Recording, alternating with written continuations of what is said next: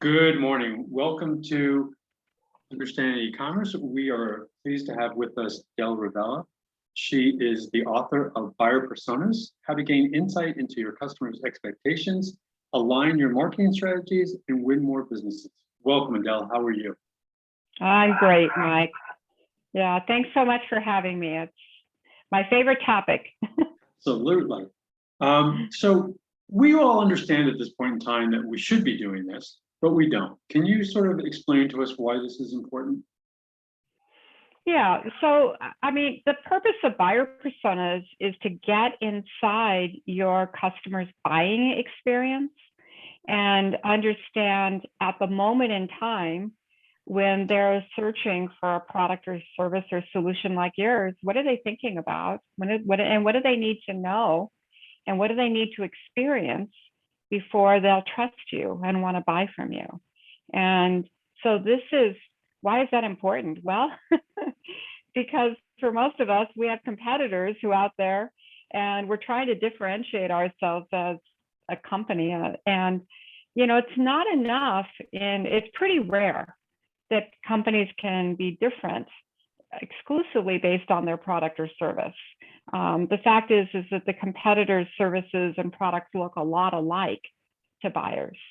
And so that the whole idea of understanding your customers' needs when they're buying is just what my book says. It's about winning more business because we put ourselves in the buyer's shoes and we understand what we need to deliver to help them buy, to have them trust that we're the provider that they can count on to deliver the outcome they expect. Yeah, I mean, most marketers sort of make the mistake that they just try to push whatever it is that they're selling without taking the time to understand what the customer needs or what is the pain point that they're trying to solve and that they're willing to buy a product for. Yeah. Please. But it's not just taking the time. I mean, there's really been, and this is why I wrote the book. I mean, writing a book I know a lot of people want to write a book. It was the worst year of my life writing a book. I never, ever wanted to write a book. But there's been so little understanding about how to build buyer personas and how to get inside your buyer's head. And unfortunately, a lot of people are just profiling buyers. They're just sort of, making up a story about their buyer, the person, and, are they married and do they have kids and 2 dogs and do they go to yoga and what are their hobbies? Instead of really getting inside that moment in time when buyers are trying to make a decision, and where as a provider, we can be a resource to them and win their business and even differentiate ourselves as a trusted resource for that buying decision.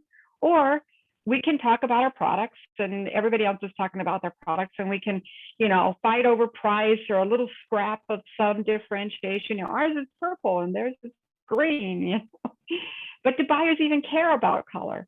So it's really getting inside. And I really wanted to come out and say forcefully that buyer personas are about personas who are buying. They're not about just describing the person, they're about describing buying something that we are marketing. And so it's a source of insight into what those buyers need when they're buying. So before we begin to build these, what do we need to know before we start? Well, I think, first of all, not as much as you think. I mean, buyers, I really like to, when we do these studies, we go into every study with very little knowledge at all, because what we really want to go in is to be curious about what buyers have to tell us. And so we need to have, what do we need to know? We need to have some idea of the people we want to interview, because this is based on doing interviews with people. And so it's good to sit down, some of your audience may be a solopreneur and it may just be their own knowledge. But if you have even 2 or 3 people or more on your team, 5, 10, 15, or 20, sit down as a company and think about your target audience and what does define the buyers that you want to reach. And, because this is it's a trap to say, well, we want to sell to everybody. Well, everybody wants to sell to everybody, but it's about getting pretty focused on the types of buyers that you're most likely to be successful with. And I know there's this idea of an ICP, or ideal customer profile. I'm not really fond of that term because, sometimes that idealistic point of view doesn't really align with what's going on in the reality of the market. So it's more just aligning, and with salespeople or anybody in a sales role or customer facing role, great for this, can tell you, when people come to us and when we're most likely to win, this is what defines them. So that we're not out there trying to boil the ocean and, talk about every possible person on the planet who could buy from us. And then as we grow, we can certainly expand that net and get, target more people. But it's really good to get very focused in the beginning on who are we going to market to. And those are the people we're going to need to study when we interview them about their buying decision. And when you interview these people, have you found in the past that either A, we've focused on the wrong group, or B, we should be looking elsewhere? We don't find that in the interviews, but what happens in the interviews is, especially for us now, when you're doing this for yourself, it's different because you're going to find out right away where you have a mismatch between what the buyers want and what you have. But fundamentally, that's what this is about. It's about, if you think of a simple Venn diagram, we got a circle on the left. Here's everything the buyers want when they're buying a solution like this or product or service. And then on the right is everything we can do. And what we're looking for is to find a good match, to have as much of an overlap with those circles as possible. And so, yes, sometimes when we come back and tell a client, here's what the buyers want, they go, oh, holy cow, we're missing too much of that product or service to even win that business ever. But most companies, and especially again, if you're sitting down with your sales organization or sales, if you're the only person in your company and you're selling, think about the characteristics of the buyers who you've got a really good chance of being competitive and winning that business. And that's the purpose of this, is to get really focused on who is our buyer and what do they need. And would you advocate doing this process before the product development? Well, I could advocate for that, but that would be a really idealistic point of view. I mean, at least going through this exercise to understand your customer better. I mean, the problem that a lot of times what we'll see is somebody will build something and then go out to market to try to find who wants it, as opposed to going to market, looking for that unmet need, and then building a solution to that unmet need. Yeah. Well, so in a perfect, like in a really, academic point of view, that would be ideal. We go out, we have an idea, we go out and interview the buyers, and then we develop it. The reality for most entrepreneurs is they probably have built at least and sold this to somebody before they even have, the time and confidence in their business model to even go start to think about marketing. But here's the time to go do this. So yes, that would be perfect, Mike. And we do have some clients that are big companies, and before they start into a new market area, they'll do that. But for your audience, probably the realistic thing is that they've had some success. They've got some business. They've grown somewhat. And now they want to figure out, how do we grow more? How do we scale this business? How do we begin to even think about doing marketing and getting a message out there that's going to appeal to a market full of buyers? Because when a company's young, and this is my third company, I've started 3 companies, so I've been there, done this. You tend to have an idea that maybe you've sold to a few people who even came to you and asked you, please do this for us. And then, or you just had a vision based on your own experience. And now you're at that point where you want to make it bigger. That's the time to go do this, because when there's no better way to understand a customer's needs than one customer at a time. The time to build buyer personas is when you can't scale your business that anymore, because you've got to go do marketing, or you've got to go talk to a market full of customers. So as long as you can do one customer at a time and that's working for you, you're probably not going to do this work. But this is about how to grow your business. And just that question went out the window. Sorry about that. What I was going to ask you is, when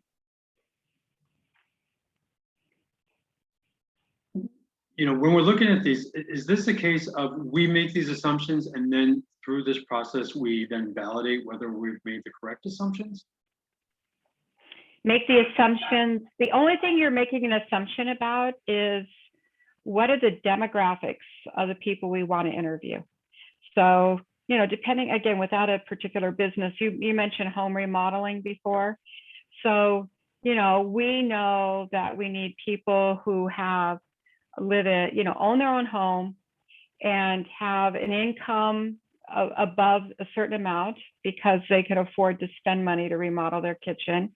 And we have this, and we know that, and we think that if, that there's a decision maker around this, that's probably, it could be the husband, it could be the wife, it could be a combination thereof. So those are the only assumptions you make. And then the next step is to find people who have recently decided to remodel their kitchen and ask them to tell you how they went about deciding who to do that, which contractor was going to do that for them.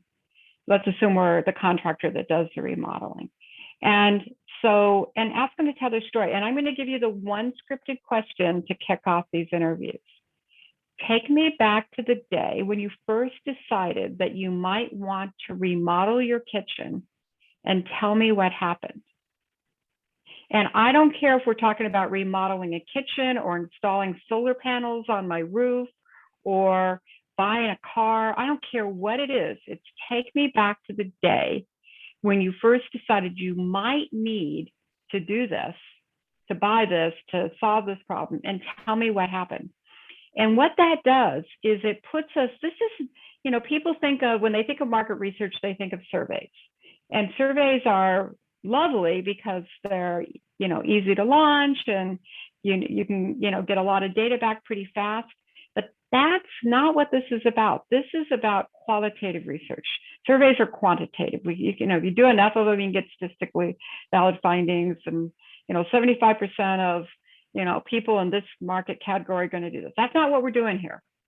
What we're doing is getting qualitative research, which is about the quality of the data, not about the quantity of the data. And it's about getting those people on the phone or in person if you got a chance to do that, or on Zoom, I don't care. And just asking them like a journalist, not a researcher. So don't be afraid of this. This is like a journalist saying, I want to hear your story. And I want to start at the beginning of your story, which is, for me, the day you thought you might even possibly need this. And then tell me what happened on that day, because what we're looking for is the buying trigger. Why was now the time to remodel your kitchen or install solar panels or, do whatever it is you wanted to invest in? And how do you go from that trigger point to, there could be months in between we should decide to do this and they actually do something. So how do you move along that timeline? So that's perfect. So we want them to tell the story. So we get them at the beginning of their story, and we're interviewing people who have completed that decision or are close to completing it. And we walk them through it. Okay, so we might spend 5 or 10 minutes just finding out why they decided that now was the time. And, by the way, when you ask people to take you back to the day when they decided to remodel their kitchen, they may say to you, well, we needed more room for cooking, or we needed more, we wanted to expand the footprint of the kitchen, or let's see, where my neighbor just remodeled her kitchen. We really needed to get room for more cabinets and storage space, but that's not what triggered it. So now we'd say, but wait a minute, you must have always needed more countertop space or cabinetry or whatever. What changed to make that a priority right now? And when we might spend 5 or 10 minutes just getting inside that trigger moment, because if we're going to go out to a market full of customers and understand how to reach them, we need to really understand what that driving moment is. What makes us a priority to do this now? Because everybody should have and probably wants more counter space and a dishwasher and so forth. So what really changed to make it a priority right now? And then when we found that out, and by the way, record these interviews, do a Zoom call or record them on your phone. And so you can go back and listen to them later, because you want to be intensely curious about that story and not having to take too many notes. And then you say, okay, so once you decided that this was the time to remodel your kitchen, what did you do first to understand your contractors? So we're just understand which contractors might be able to do that for you. And so now you're getting, we're moving them down their timeline, their journey. So, well, we went and talked to our neighbors, or we knew some friends that had done remodeled their kitchen, or we did a Google search, or, we did whatever we did. And you're going to find out, like, how did they even research providers like yourself, so that you can learn where you need to be so the buyers will find you. And you keep asking them, oh, that's really great. You asked your neighbors, what else did you do? What else did you do? So one of my rules is, Mike, the first answer to any question is never an insight.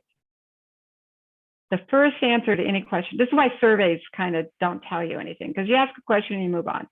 But, so the next question is, great, when you talked to your peers, or when you did that Google search, or when you went out on Yelp, what were you trying to learn? What did you need to know? What did you learn? What was hard to find? What was easy to find?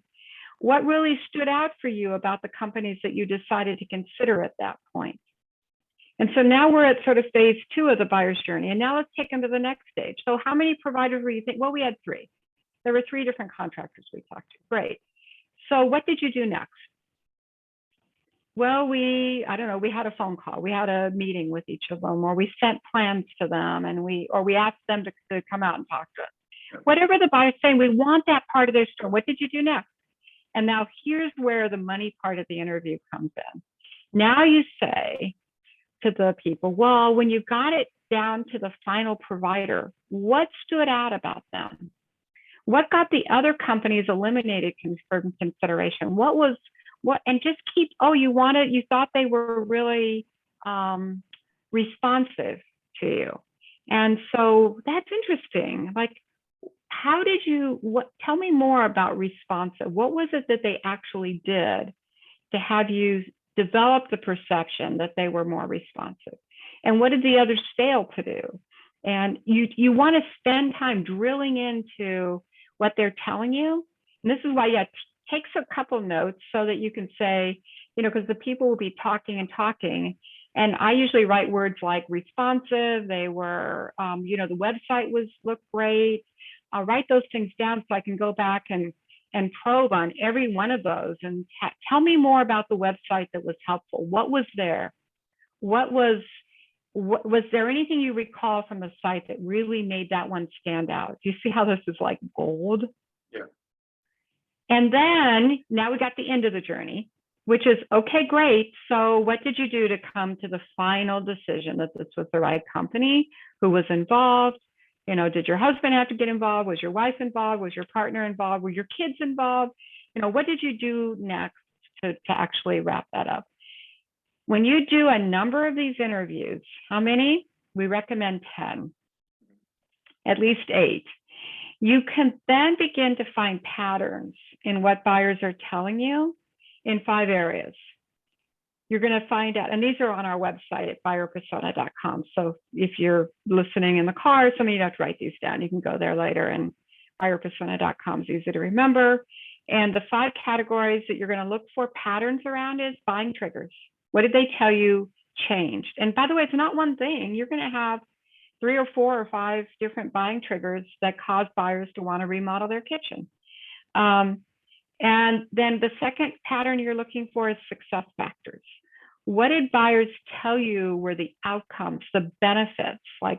And usually going to get this from the very first question, well, we were remodeling a kitchen to get more counter space or to get better, dishwasher fit in or to have more storage. The third category of patterns you're looking for are perceived barriers. These are the objections. We eliminated these contractors because they couldn't do this or because they didn't do that or because. The fourth category is decision criteria, which is as you're walking those buyers through that journey and they're telling you what they needed to know, decision criteria are all the questions the buyers were asking when they were on your website, when they were talking to the providers. And then the fifth category is the journey, the buyer's journey. And that's just documenting this process the buyers go through and the resources they trusted. Did they go on Google? Did they ask their peers? Did they go to Yelp? And then identifying who was involved in that journey. And once you've been through this process, how often should you revisit this? Believe it or not, Mike, this is the best news because I know so far this is sounding like a lot of news. This sounds like a lot of work. It is a lot of work. Yeah. And that's why I say the realistic thing is you're only going to do this when you're ready to invest in real marketing and go out and scale your business. Is that you don't have to change. This hardly ever changes. I mean, people think that COVID changed everything. I mean, it changed everything for everybody individually. We were all impacted. It's hard. You can't think of anybody that wasn't personally impacted this. But in terms of the buying decisions and the way people make those decisions, it hasn't changed things that much. And once we've been through this process, what can I take from this so that I can start to develop my marketing plan? Well, again, that Venn diagram is crucial. So you have to look at those patterns, and typically, in a pretty high consideration buying decision where buyers spend weeks or months evaluating their options, we're going to have about 35 to 40 different needs for knowledge and experience that buyers have. And now we match that against what we do. And we look for the center of that Venn diagram. And, we're looking to really center in on the 5 things we recommend that are the best match between what your buyers want and what you deliver. So, I've been in marketing for many decades, more than I'm going to admit right now. And I've sat in countless rooms trying to reverse engineer our benefits based on our product's capabilities. Our product does this, so the benefit of that is this. We sell drills, so buyers need holes. We sell grass seed, so buyers need lawns. I mean, you can do that till the cows come home. But buyers today are more sophisticated than they ever were. They're much less dependent on vendors to get the knowledge they need. They're going to their peers. They're going to online resources to get the knowledge. And by the time we have a chance to get our message in front of them, their needs for knowledge are much more sophisticated than we deliver holes, we deliver lawns. And honestly, buyers hate that stuff, and it doesn't differentiate you at all. And so our clients tell us that this is almost like cheating. We've given them an exact list of the 35 or 40 things they need to talk to buyers about. We've helped them find the best match to distinguish themselves. Even if what you do in the center of that Venn diagram isn't entirely unique, it probably isn't, truthfully. It's just the fact that you have the depth of insight that that's what buyers need to know, and that you make that information so upfront and center on your website or in your sales calls or in your marketing outreach, that in and of itself is a point of differentiation. And how important is it to incorporate the buyer's language? Well, yeah, absolutely. But I would say people get really hung up on language, and that means words. And that is what you're getting out of these quotes. That's why you're recording these interviews and pulling out the quotes that speak to these needs. And so you want to watch most of our clients are in tech, and oh my gosh, it's acronym soup. And we developed, it's almost like a secret handshake. Like you're not a part of the club if you don't know what DHCP and DNS and DDI and, all these things mean. The reality, so yes, you need to, that's what I mean when I say the buyer's language. But this isn't a copywriting issue. Okay. It's much more foundational than just copywriting. And, how long would one expect for this to take? Is this weeks? How long does this take typically? Yeah, well, I mean, if the reality is that the people doing this have other things to do. And the one question you haven't asked me that I'm going to go ahead and insert here because it's so crucial is how do you find people to interview? Because it's related to how long it takes. Is for the typical, if you're just like a company that does this, it's probably going to take about 6 weeks or so to find people to interview and interview them. But if you're doing this on your own, you're going to have to fit this in. One of the things I want to encourage is that you interview your losses, not just your wins. And that's how you're going to find people to interview. It's from people that come to you. And, we pay them to talk to us. And I'm going to encourage you to do that. We pay people up to $250 to talk to us for 30 minutes. And it's worth it. It is so worth it. And, just because you've got to have a reason for them to talk to you. And your losses are where you're going to get the most insight. From your wins, you're going to get people, and this is a lot of people interview their customers, and I'm not opposed to doing that because you're going to find out what people perceived as your strengths. It's a good thing to do, but where you really learn a lot is from the deals you didn't win. The people who perceived in their own minds, we know this isn't true, but they somehow believe that your competitors had a better solution. That's what you really want to find out. How did they come to that conclusion? Right. Right. Because you said that, typically it's not that the products are that different, but maybe it's how they felt they were treated or, whether they felt they were dismissed. It's whether they got the knowledge and experience, whether they had easy access to the knowledge and experience that they needed to have to trust that you were the right solution. That's all. That's what a buyer persona is for. What is that knowledge and experience? And then drill that into your salespeople, your marketing, everywhere, your website, every place people go. It needs to be that best match in that Venn diagram between what you guys, buyers want and what you guys can deliver. And then you can use that to differentiate, hopefully, from your competitors. Exactly. Yeah, because we never want to differentiate on price. So anything else but price, we're happy to work with. And you know what? In the thousands and thousands and thousands of interviews we've done, we have never once had a customer tell us that they bought the lowest cost solution. And that is what customers tell the salespeople because they're trying to negotiate with you. But in the reality, if you can have this kind of unbiased conversation, you're going to find out that it's value, right? And I mean, we all know this. People buy on value, not price. But what you're learning through the interviews is how they established that value in their own minds. And just to sort of go back, the people that didn't hire you, like you said, those are valuable resources. How likely are, other than paying them, how likely are they to speak to you when they went somewhere else? Yeah, no, if you were, here's the key thing, and especially if like you told me, a lot of the people on this call might be small businesses. Mm-hmm. The person who can never get these interviews is the person who was part of the sales cycle. Sure. So if they're probably not going to talk to you no matter what, if you were the person that was trying to sell them. So here's what I encourage people to do. If you're a very small business and there's nobody in your company who can do these interviews, go find a college intern, somebody, go hire Mike. Find somebody to do these interviews for you because I don't care what it says on your business card.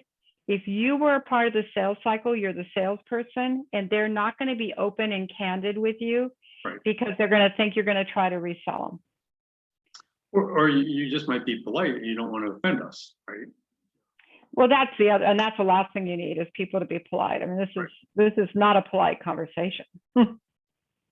And what do you think your clients find is the biggest takeaway once they have the persona? Well, people are shocked at where buyers are in terms, I mean, we work in tech a lot, so that's probably, that's going to bias my answer here, Mike. Mhm. But mainly people are in our client base are shocked at how they think their buyers are more advanced than they are. They think their buyers have, they believe that every buyer is out seeking the most leading edge technology. And they're sort of believing their own press releases, right? And it's really kind of shocking for them to learn what buyers actually care about in terms of this decision. Yeah, in our experience, what we found is a lot of the things that cause the buying, are nothing to do with the product. It was their experience with salesperson. It was how they felt they were treated. So it's things like that. So they're like, oh, they're making it, like you said earlier, they're making the decision whether it's blue or green. It's like, no, that's not why they're making the decision. I'll underline that, Mike, because in almost, we looked at it in over 80% of our interviews, buyers said that they eliminated providers from consideration who they knew had a good product simply because the sales experience was so poor. And how many people will say they don't feel like they were listened to in the buying process? That's what they're talking about. They weren't, nobody, they don't usually use that word listen to. What they'll say is, the salesperson didn't understand my needs. We told them exactly what we wanted, and they came with a canned demo or presentation. Mm-hmm. They couldn't answer any of my questions. They didn't, we called customer service just to test what it was like, and nobody called me back, in a reasonable amount of time. That's how they talk about it.